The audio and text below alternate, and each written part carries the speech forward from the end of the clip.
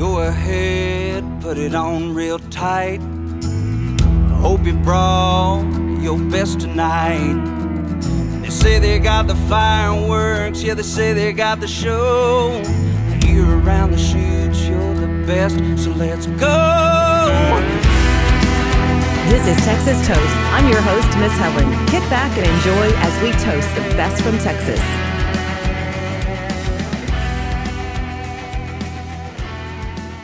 Hello, everyone. Welcome to Texas Toast. Cheers to everyone. And welcome to a new artist that your music is getting a lot of attention. You got my attention. I want to say hello and welcome to Lane Smith to Texas Toast Podcast. Hello, Lane. How are you today? Great. How are y'all doing? Good, doing good, and you should be doing good. Your current radio single, "Clear Your Mind," is doing really good as on the charts. It is, yeah. It's doing great. First debut radio single. It's kind of doing as good as one can, I think, for a debut single. Yes. Well, immediately when it came across my email from your radio promoter, from David, it's like I took a listen to it and I was immediately texting him. And as a matter of fact, me and David, you were in Nashville at the same time I was when David and I were having meetings. And I didn't make it to y'all's little songwriter group. I think you were there, Tanner was there, Rachel was there. I sure wish I could have made it that night, but I had another meeting. Yeah. Oh, I didn't even know you were in town, I guess. We hung out with David pretty much all weekend, too, so... That's funny. I guess there was a lot of people in town that weekend. So, oh yeah, David and I had a big time. We did the whole Broadway thing, and he was trying to rein me in. But anyway, he's such a good guy. So much for that. Let's talk about you and your background. Of course, you actually grew up in Spring Branch, which is outside of San Antonio. So your background growing up, and how did music play a part in that? I guess where I grew up used to be a little one-light stop.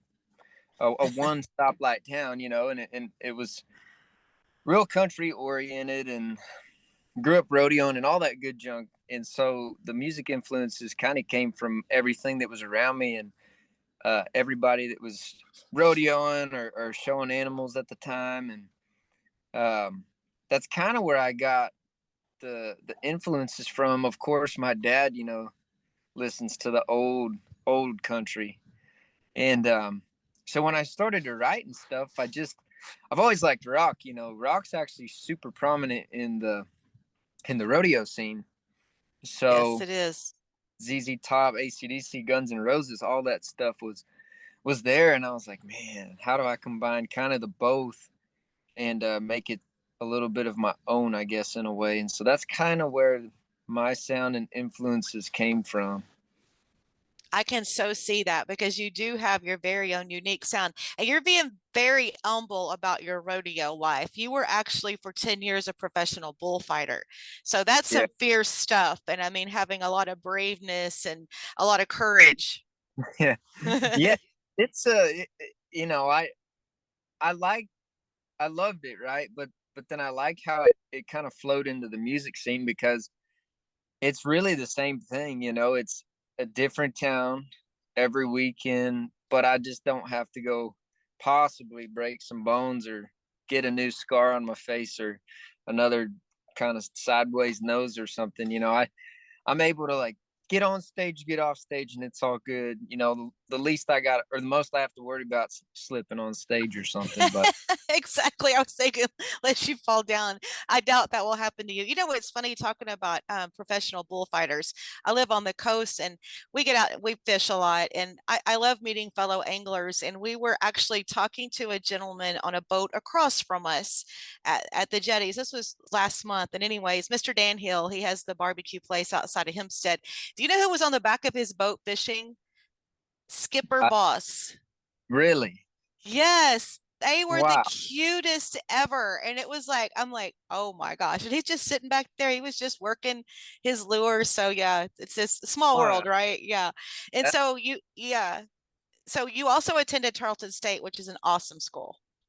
I did. Yep. I went to, I guess, Ranger for 2 years, which is kind of like the blend of A&M. Ranger to Tarleton's kind of the same. And then I did graduate from Ranger. Let's make that clear. Tarleton, and I was on the rodeo team there as well. And it was just one of those things that uh, I don't know. It was a great school, but I'm just, at the end of the day, I'm not a school guy, so that's kind of where I was at with that. But I loved it. Great school. Stephenville, Texas has my heart, and Hmm. I can't wait to. We always go back. I mean, the Clear Your Mind music video was shot there, and all that good stuff. So That's what I was going to ask you about that video. So tell me about the shoot on it. that was actually my college house. That's what I thought. That arena, we built that arena there, and yeah, it was. I called and then my old roommate still lives there. He actually bought that place, so it kind of turned out really good. But I called him. I was like, "Hey, I want to go back out there and do a music video," and he's like, "Dude, come on, we'll make it happen." I said, "Okay." So we went out there and scrounged a couple people together, and he already had some rope and kettle there, and so yeah, we just made it happen. One of the things I want to say about the video is, since it's your debut Texas radio release, and for you to be able to shoot that video at such a sentimental place, that'll always mean a lot to you. It will. I mean, the memories we've had in that house, and it's obviously changed a little bit, but it's a little more mature nowadays. Going back, it was a little wild, but yeah, it's always going to have a freaking special place. And like, honestly, this is probably bad to say, but the second music video was shot there too. And I don't know if that was one of your questions. I talk a lot, but Oh no, we're yeah. good. We're good. And So you're yeah. Go ahead. Sorry. You talk as much as you want, because I was your segued me to something in the air. Yes. And Tanner was like, "Hey, here, kind of on and on. Like, we probably shouldn't shoot everything in Steven." I'm like, "Yeah, I know, we got to go other places," but it just worked for these two videos, which we agreed on. And so it's always cool to have the come back to where you came from kind of deal, and have people show up for those videos and make them possible. Mm-hmm. Let's talk about your let's talk about your songwriting background. I see where you do write some songs, you co-write a lot. So talk to me about being the songwriter. Being a songwriter, I kind of started that later on in the game. I just got, I guess typically everybody starts off on covers. I didn't come right out of the gate writing songs, but my first few songs I wrote, I don't remember them, but they're probably so bad that, I don't ever want to hear them again. But at the time, you think they're the greatest thing in the world, and it's so fun. But then it comes down at the end of the day, like, being able to tell a story so simply and making it understandable was a hard thing for me to get over. And once I figured that out, I think it really started to work for me. And the songwriting aspect, I do love to co-write, but I also write a lot my own stuff, Mm-hmm. and I think it's cool for me because when I go off to get into this story or something, it's either something that's happened or something I've seen. It may not be personally happened to me, but I see a lot of things too. And writing, it's crazy. Songwriting is something almost like therapeutic in a way. I guess you can kind of speak it out, and you don't have to worry about telling somebody about it. You can just put it in the song. That's history, Mm-hmm. Well, currently you have a 6-song EP out, which has some great songs on it. And one I know that's everyone's favorite, a big favorite. Do you know which one I'm going to bring up next? Maybe Big Show, but I don't want to Big be wrong. Show. That's Okay. it. Yes. Tell me about that. So I'm like a huge melody guy. So I go in and kind of mess around on the guitar. And if I like something that I hear, I'll write to that. I'm not very good at like writing it on paper and then coming up. Like, I come up with the melody first, and I came up with the dun like kind of riff in the beginning, and it was an okay song, but then we went out to Nashville, and we got hooked up with a co-write. Chris Beard helped me co-write that song, and we wrote it out head to toe. And I was like, man, that's a cool song. I don't know where it's gonna go, but that's a cool song. We should cut it. Took it in the studio, and the day we were going to cut the actual song, one of the session players was in there, and he's like reading it over, and he's like, hey, what if we switched verses on it, like second verse to first verse, move first to second? And we're like, So the song kind of works either way. Nobody would have known, obviously, if I wouldn't have said that. But we actually switched the day of the second verse and the first verse. So now we're starting it with what was second verse into the first verse. And super cool. It actually made more sense, and that just shows how much those guys in the studio pay attention. It's great to have kind of that around you, creating that song. And we even threw Tanner in it with the megaphone, in the very beginning. I don't know if he wanted anybody to know that, but Well, we all everybody know does. now. We know now. I've always had a hard time for some reason writing party songs, and I can always write the love ones or the sad ones or whatever, but writing a party song is for some reason a challenge for me.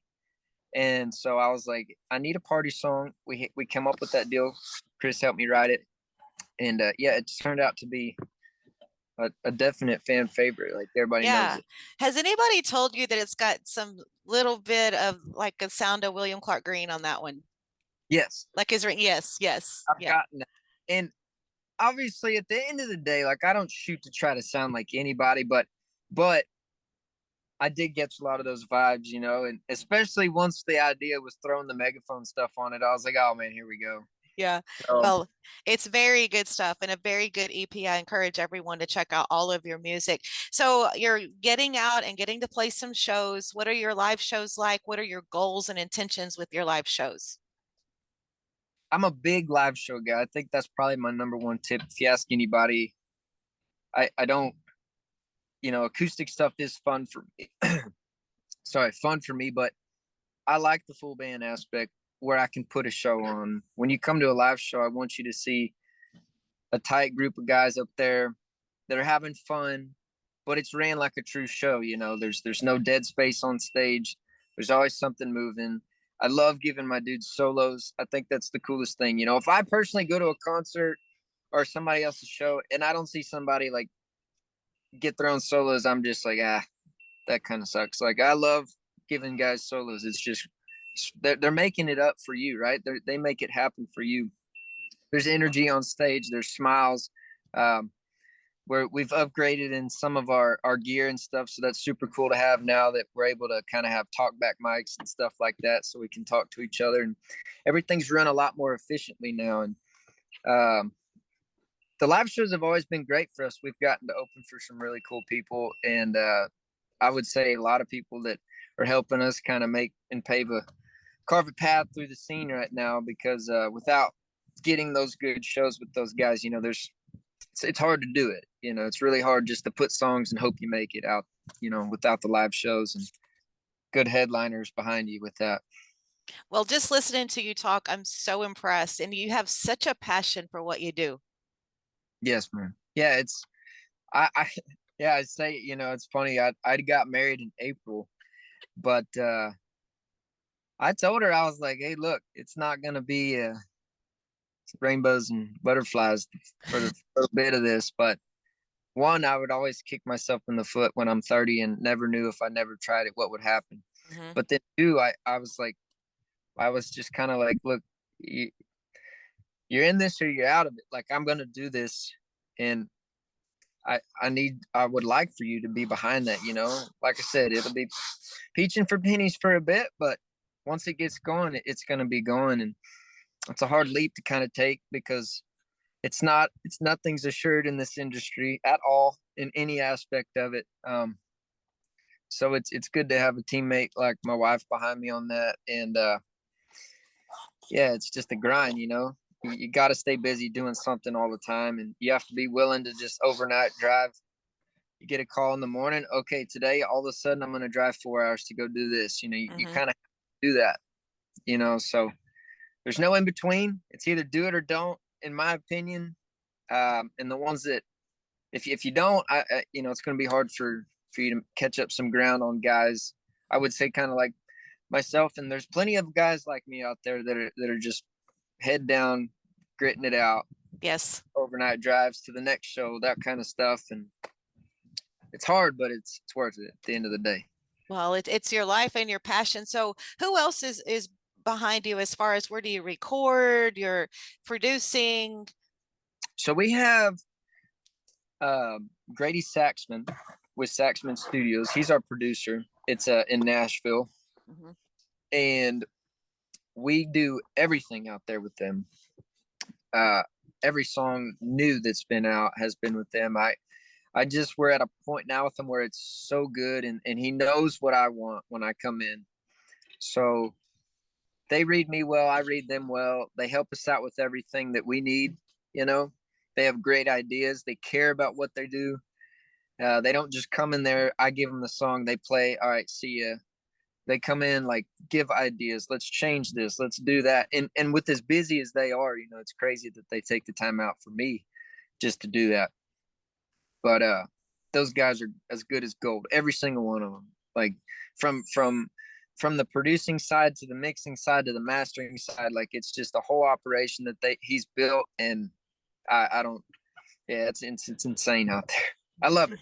Love it. Yeah. And so when Lane, when you roll in for a show, tell me about some of your bandmates that are with you. I roll in for a show. I've got 2 electric guitars, a bass guitar, and a drummer. Um, number one rule in our band's like good hangs, you know, everybody be cool.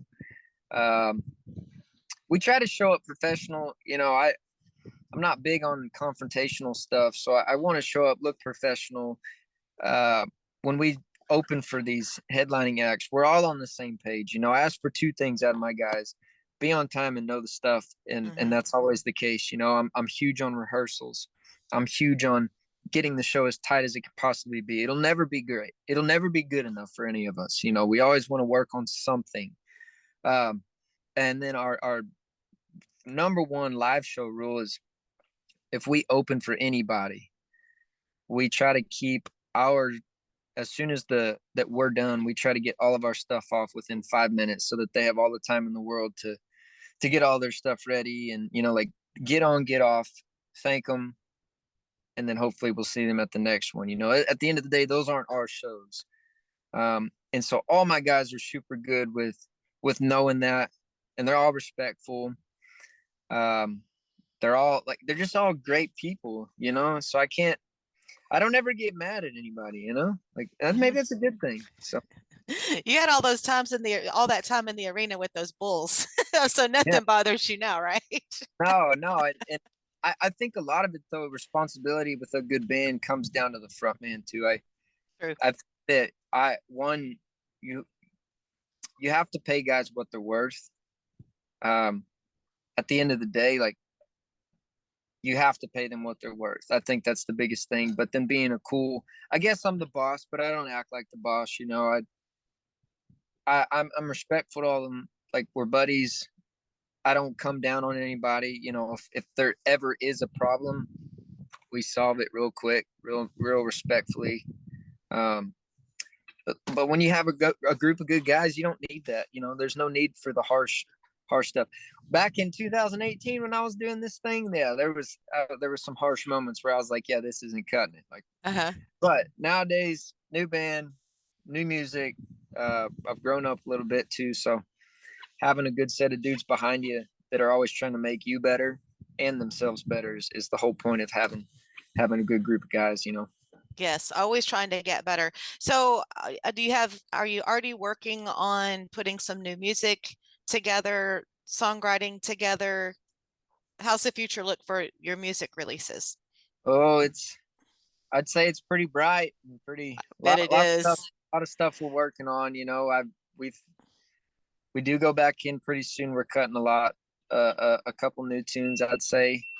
I don't know how much I'm supposed to tell. I get in trouble on these kind of sometimes. You know, I probably tell too much. I don't. Whatever. At the end of the day, like we go in, we cut songs. But we're working on a lot of new stuff. We just re-updid like all our new merch. We got a cool. Got a van now, got a trailer now. So see, that's good stuff right there. That's good. Super cool. And it's nice too. I think really rolling up to shows, it looks great. You know, like it looks like you're put together.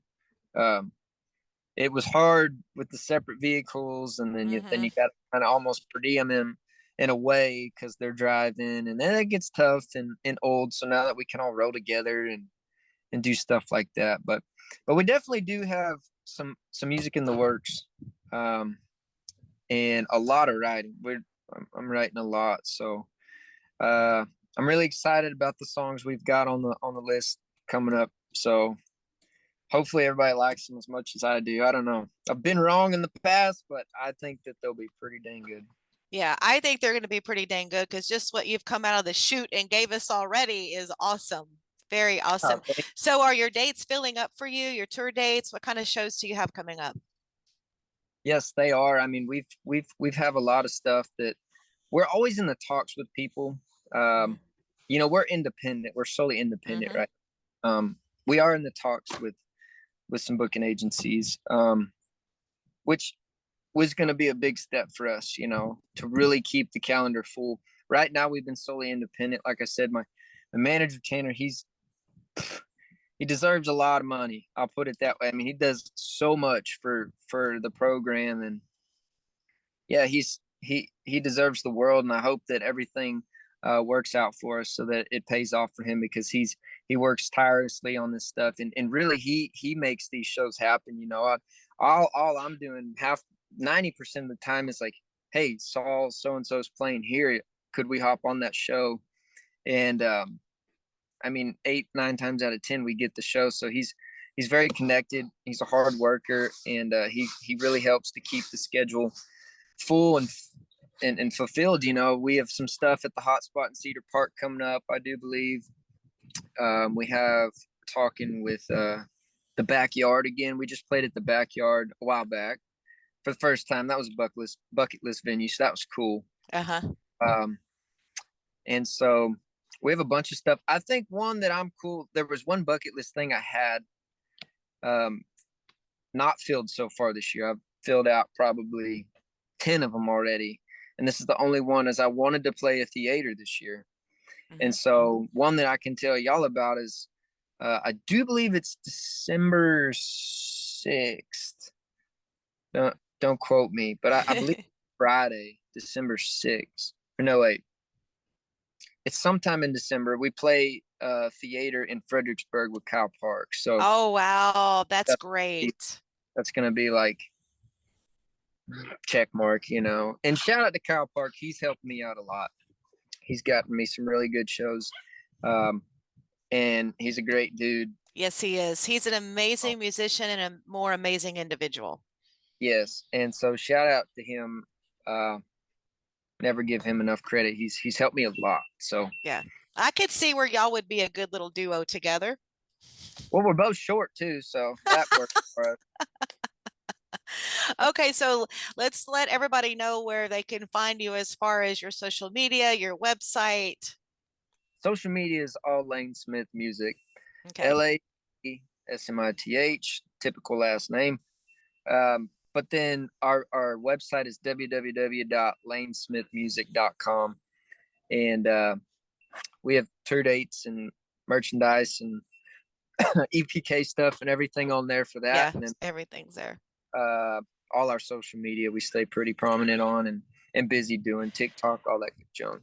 Well, I'm so glad we could get you worked in on the podcast, because actually I was the one that requested this. I mean, I want everyone to make sure that they go and find your music and start following you, because I'm telling you, Lane Smith's going to be a name to follow for the future and beyond with our Texas country and beyond that as well.